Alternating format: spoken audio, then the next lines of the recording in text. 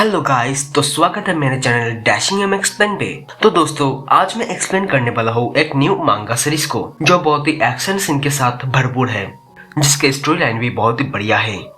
तो चलो दोस्तों, आगे बढ़ते हैं हमारे इस मांगा के स्टोरी लाइन के तरफ। तो गाइस, इस एपिसोड की शुरुआत होता है और हमें एक क्रूसेडर वॉरियर ट्रेनिंग स्कूल का सीन दिखाया जाता है, जहाँ पे हमारे मेन कैरेक्टर को दिखाया जाता है जो सामने बैठा हुआ टीचर से कहने लगता है, प्लीज टीचर, मुझे इसे करने में फिर से एक बार मौका दीजिए। जो सुनते ही वो टीचर गुस्से में हमारे मेन कैरेक्टर के मुंह पे टेस्ट पेपर फेंकते हुए कहता है, तुमने अपने जीवन में 6 से भी ज्यादा एवेकिंग अपॉर्चुनिटी का उपयोग कर लिया है, पर फिर भी तुम अपने पावर एवेक नहीं कर पाए हो। इस जीवन में तो तुम्हारे लिए एक क्रूसेडर वॉरियर बनना असंभव है। और गाइस, मैं बता दूं कि यहाँ पे यह टीचर असल में इस स्कूल के डीन है, मतलब हेड टीचर।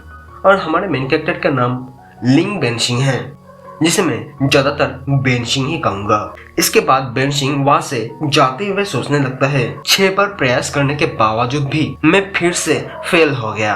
क्या क्रूसेडर वॉरियर बनना मेरा किस्मत में नहीं है? और ये सोचते हुए वो जा ही रहा होता है कि तभी ऊपर से, मतलब आसमान से उसके माथे पे एक तीता पाके गिरता है, जो लगने की वजह से वो गलियाते हुए आसमान में देखने लगता है, जहाँ पे एक पीले बालों वाले बंदा जा रहा था। तभी वो बंदा बेनशिंग को देखते हुए कहता है, हाय भैया, कैसे हो? और हमें उस बंदे के बारे में बताया जाता है कि वो बंदा असल में बेनशिंग के छोटे भाई लिंग यूटाओ होता है, जो कि अभी सिर्फ 16 साल का है, पर फिर भी वो अपने पावर अवेक कर लिया है, जो कि अब सी लेवल का एक विंड मैच है, मतलब उसके खासियत विंड से रिलेटेड है। और तभी हमें बताया जाता है कि एक वॉरियर अपने पावर अवेक करने के बाद डी लेवल में प्रोमोट होता है, और अगर कोई पावर अवेक करने के बाद सी लेवल का टैलेंट शो करता है तो उसे जीनियस कहा जाता है, और अगर कोई बी या ए लेवल का टैलेंट शो करता है तो उसे जीनियसों का जीनियस कहा जाता है। और इसके बाद हमें दोनों भाई को स्कूल के एक कोने में बैठा हुआ देख पाते हैं, और तभी मेन कैरेक्टर के भाई यूटाओ कहता है, तो आपका मतलब आप फिर से फेल हो गए? भैया, तुम चिंता मत करो, बचपन में जैसे आप मुझे प्रोटेक्ट करते थे वैसे ही मैं भी आपको अब प्रोटेक्ट कर पाऊंगा। तभी बेनशिंग थोड़ा उदास होते हुए कहता है, हाँ, पर मैंने सोचा है कि अब मैं डिस्ट्रिक्ट 22 में लौट जाऊंगा। जो सुनते ही भाई यूटाओ कहता है, क्या? नहीं, आप ऐसा नहीं कर सकते हैं। तभी हमारा मेन कैरेक्टर बेनशिंग अपने मन ही मन कहने लगता है कि 2050 में सारे दुनिया पर जेड वायरस से संक्रमित होके बहुत सारे लोग ज़ॉम्बी में कन्वर्ट होने लगा और दुनिया के हर कोने में तबाही फैलाने लगा। केवल स्पेशल प्रोफेशनल क्रूसेडर वॉरियर ही है जो अपने एबिलिटीज अवेक करने के बाद इन ज़ॉम्बीज को रोकने में सक्षम हो पाए थे, और आउटस्टैंडिंग वॉरियर को ही सिर्फ स्काईरिम सिटी में जाने का एक्सेस रहता है। और अगर कोई प्रोफेशनल एबिलिटीज अवेक नहीं कर पाते हैं तो उसे अनएम्प्लॉय कहा जाता है, और 18 साल के अंदर अंदर अगर कोई अपना एबिलिटीज अवेक नहीं कर पाते हैं तो उसे वॉरियर ट्रेनिंग स्कूल से बाहर निकल दिया जाता है। और वो यही सब सोच ही रहा होता है कि तभी वहाँ पे एक बहुत ही क्यूट सी लड़की आने लगती है, जिसे देख के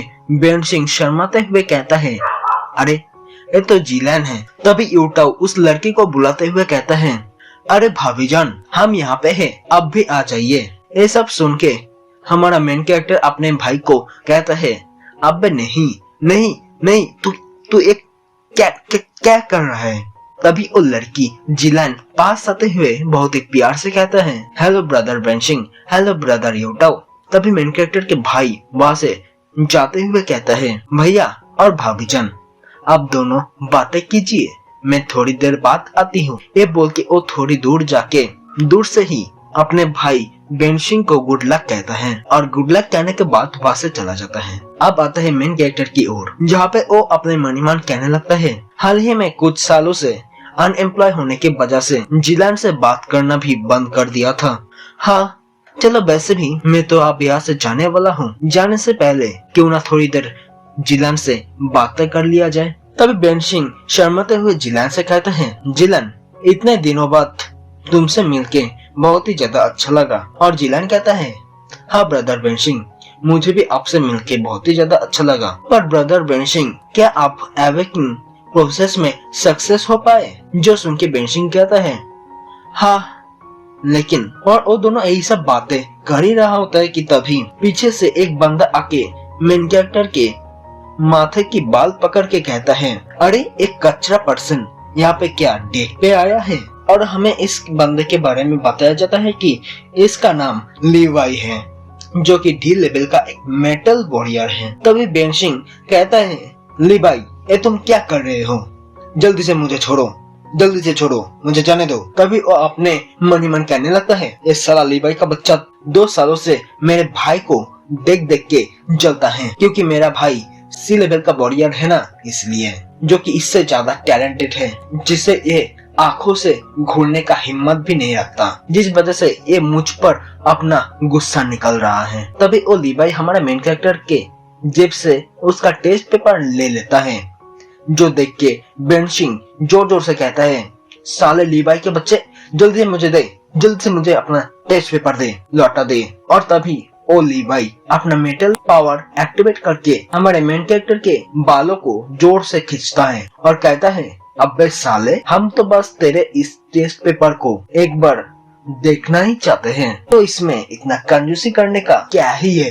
तभी वो बेनशिंग के टेस्ट पेपर देख के बहुत ही जोर जोर से हंसते हुए कहता है, अरे आओ आओ सभी लोग देखो, एक कच्चा तो फिर से फेल हो गया। और बेनशिंग को फिर से फेल होते हुए देख के, मतलब उसके टेस्ट पेपर में क्रॉस मार्क देख के, वहाँ पे लीवाई के साथ आए हुए सभी लोग उसका मजाक उड़ाने लगता है और जोर जोर से हंसने लगता है। और एक बंदा हंसते हुए कहने लगता है, अरे ये तो पहले से ही कच्चा था और अभी भी कच्चा है और हमेशा ऐसा ही रहेगा, ये नल्ला कच्चा जो जिंदगी में अब कभी भी एक वॉरियर बन ही नहीं पाएगा। और इन्हीं सब बातें सुनने के बाद हमारा मेन कैरेक्टर बेनशिंग को बहुत ही ज्यादा गुस्सा आने लगा। तभी फिर से वो लीवाई बेनशिंग को गुस्सा दिलाने के लिए हंसते हुए कहने लगता है, अब वे साले तेरे छोटे भाई तो बहुत ही कमाल का जीनियस पर्सन है, तो तू ऐसा क्यों है? इससे मुझे लगता है कि तेरे भाई और तेरे बीच में कोई भी खून का रिश्ता नहीं है। शायद ऐसा हो सकता है कि जरूर तू पैदा होने के बाद कुछ सालों के बाद जब तेरे बाप का खाना नहीं होता था, तब शायद किसी एक रात में तेरे माँ ने किसी और के साथ कुछ किया होगा, जिससे शायद तेरा छोटा भाई पैदा हुआ होगा। क्यों मैंने सही कहा ना? जो बातें सुन के किसी को भी गुस्सा आ सकता है, वैसे ही हमारे मेन कैरेक्टर को भी बहुत ही ज्यादा गुस्सा आता है और वो डायरेक्ट उस लीवाई के ऊपर पंच मारते हुए कहता है, तू मुझे हरा हुआ लूसर कचरा जो भी चाहे बोल सकता है, लेकिन मेरे छोटे भाई के बारे में कोई भी गलत बात मैं सुन नहीं सकता हूँ, समझा? ये बोल के वो लीवाई के ऊपर पंच मार देता है। पर लीवाई एक मेटल वॉरियर होने के वजह से वो अपने आप को मेटल से कवर कर लेता है, जिस वजह से हमारे मेन कैरेक्टर के ही हाथ में चोटें लग जाता है। और तभी लीवाई हमारे मेन कैरेक्टर को ही जोर से मार के दूर फेंक देता है। और इसी के साथ ही हमारा एपिसोड यही पर ही खत्म होता है। तो दोस्तों मिलते हैं नेक्स्ट एपिसोड में, तब तक के लिए bye bye and take care guys.